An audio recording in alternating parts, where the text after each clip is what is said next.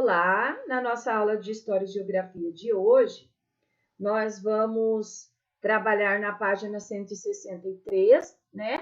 Na última aula, recapitulando, nós lemos sobre a castanheira, que é chamada de rainha da floresta. Ela pode chegar a 50 metros de altura.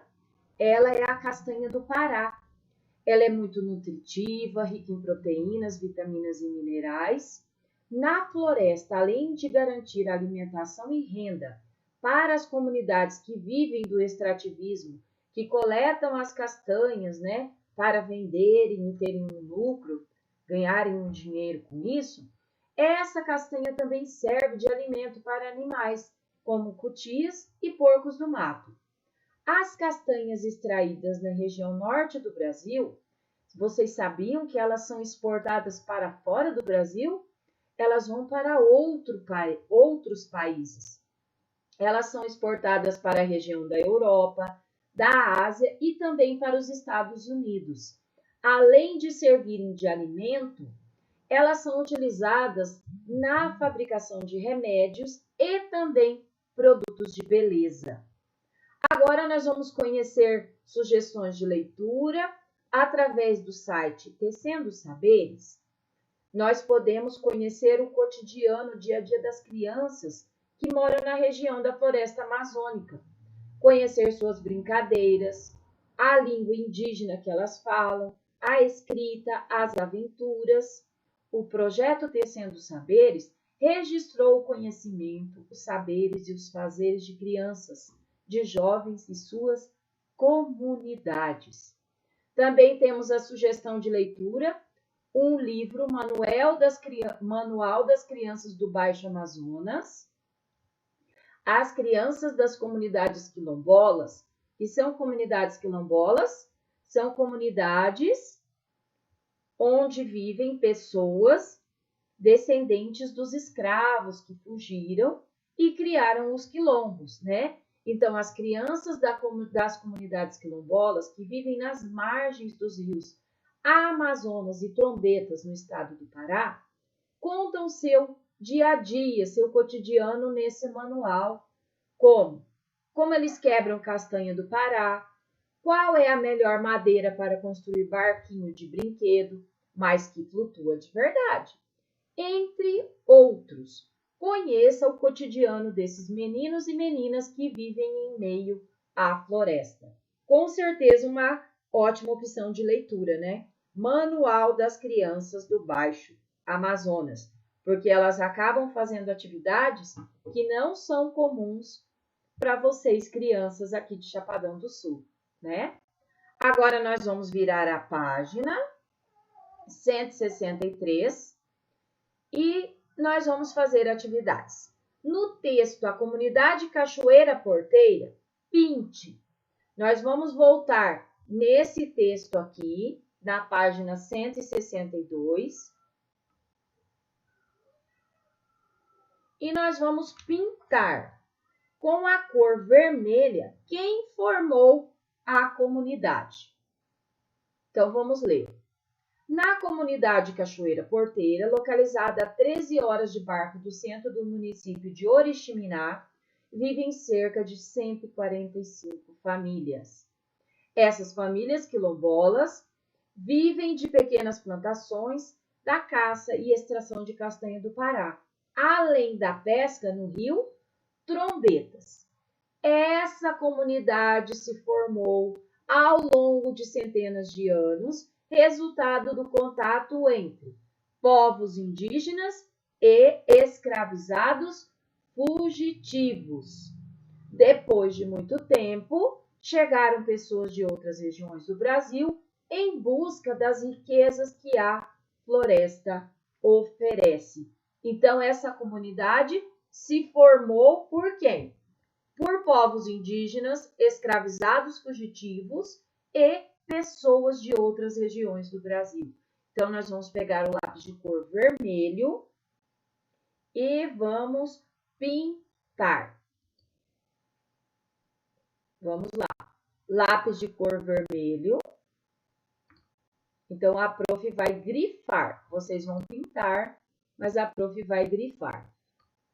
essa comunidade se formou ao longo de centenas de anos, resultado do contato entre povos indígenas e escravizados fugitivos. Depois de muito tempo, chegaram pessoas de outras regiões do Brasil em busca das riquezas que a floresta oferece, certo? Agora, com a cor verde, nós vamos pintar as atividades realizadas nessa comunidade. O que eles fazem nessa comunidade? Peguem um lápis de cor verde e vamos lá. A convivência de pessoas vindas de diversos lugares formou as bases da cultura local, como o artesanato, os costumes, o conhecimento da floresta e os relatos orais passados de geração em geração. Os moradores da comunidade quilombola Cachoeira Porteira, olhem só, vivem da caça, pesca, pequenas plantações e da coleta de castanhas do Pará na floresta. Por isso, por causa dessa atividade, são chamados castanheiros. Então, nós vamos grifar aqui. Vivem da caça, da pesca, pequenas plantações e da coleta de castanhas do Pará na floresta, certo? Vocês vão pintar aqui com a cor verde. Agora, na questão número 2, explique como você chegou. Cachoeira Porteira faz parte do município de Oriximiná, no estado do Pará, certo? Essa comunidade se localiza onde? Na zona rural do município de Oriximiná ou na zona urbana do município de Oriximiná? Na zona rural. Por quê? Porque fala que lá eles caçam, eles pescam, eles plantam e eles coletam castanhas. Isso seria possível na zona urbana? Não, né? Somente na zona rural. Agora, na letra B, nós precisamos explicar como que nós chegamos a essa conclusão. Porque essa comunidade, Cachoeira Porteira, ela se localiza-se aonde? No meio da floresta. Então, nós vamos escrever isso aí. Então, a comunidade Cachoeira Porteira localiza-se no meio da floresta a 13 horas de barco da zona urbana do município de Oriximiná. Essas informações nós encontramos no texto, tá? Qualquer dúvida, voltem no texto e releiam. É interpretação de texto, né? Número 3. Leia as frases e assinale aquela que apresenta a diferença em relação à formação da comunidade Cachoeira Porteira, no Pará, e de Brasília, no Distrito Federal. Vocês se lembram que nós estávamos estudando sobre como se formou a cidade de Brasília, sobre os candangos, que eram os apelidos que os operários, as pessoas que trabalhavam de forma braçal, no trabalho pesado, elas recebiam o apelido de candangos. Que várias pessoas profissionais de vários locais do Brasil foram até Brasília para ajudar na construção. E agora nós estudamos um pouquinho sobre uma comunidade quilombola chamada Cachoeira Porteira, que foi formada também por, além de descendentes de quilombola, por pessoas indígenas, né? Muito bem. Leia essas frases e assinale aquela que apresenta a diferença, tá? Então, só uma que nós vamos marcar, que apresenta a diferença em relação à formação da comunidade Cachoeira Porteira em relação à cidade de Brasília, nossa capital federal. Brasília foi planejada e construída para ser a capital do país, enquanto a comunidade Cachoeira Porteira foi crescendo espontaneamente. Vamos ler as demais. Brasília cresceu sem planejamento, sendo ocupada pelos candangos, enquanto Cachoeira Porteira foi planejada para ser um quilombo. Falso, né? Terceira, Cachoeira Porteira é uma cidade grande e planejada para ser capital, enquanto Brasília é um quilombo espontâneo. Falsa, né? É o contrário. E a última, Cachoeira Porteira, foi formada pelos candangos, enquanto Brasília foi construída por escravizados que fugiram? Falsa também. Então, qual que é a verdadeira?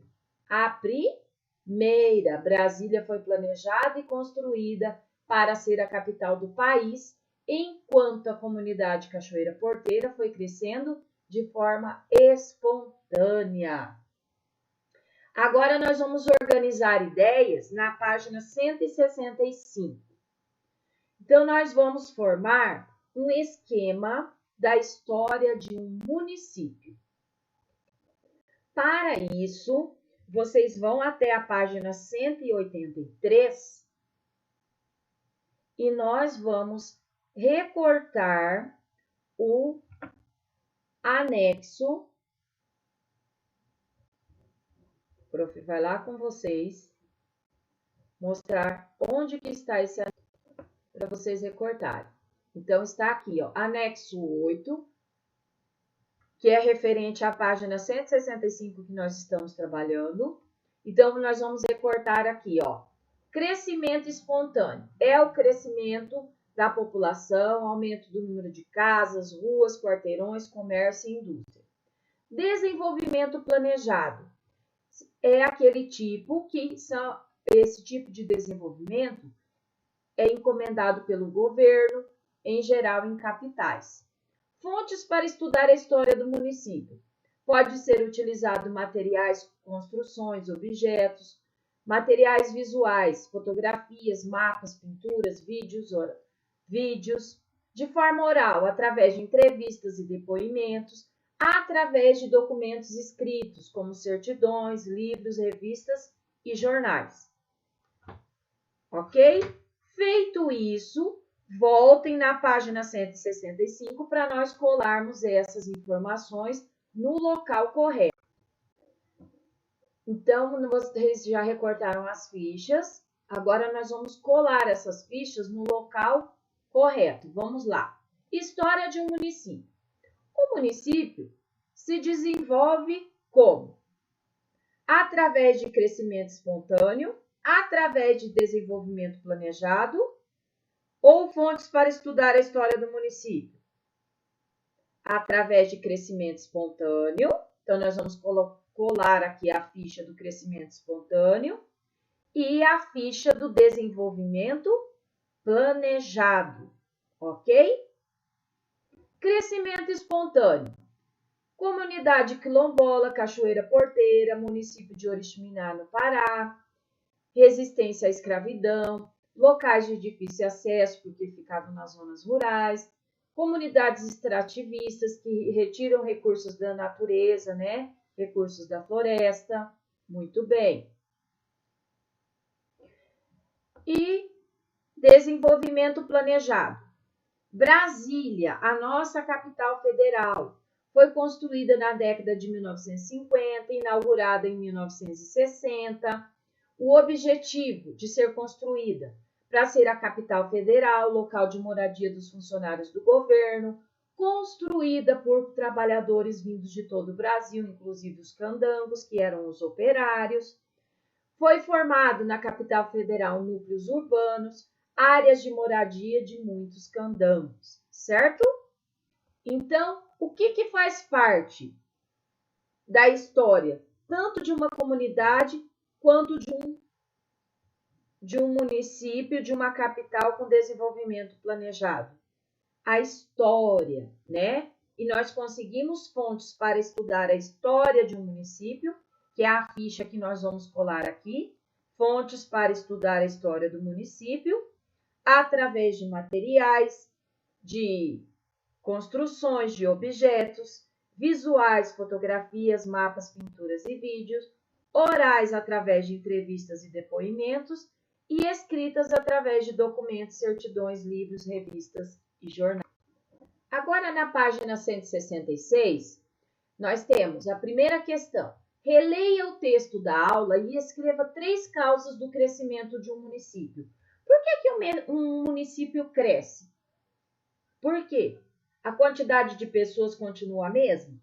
Não. Aumento da população, A quantidade de casas continua a mesma? Não. Aumento na construção de novas casas. As ruas continuam sempre aquela mesma quantidade? Não. Aumento no número de ruas. E os bairros continuam os mesmos? Não. Aumento também dos bairros. Nós podemos escrever isso aqui, certo? E na número 2, nós temos códigos. Cada letra do alfabeto representa um código. Vocês vão observar com muita atenção e vocês vão trocar os símbolos pelas letras e vão decifrar o enigma, tá? Cada símbolo equivale a uma letra e aqui vai formar uma frase, tá? Esse é o desafio de vocês decifrar o enigma, ok?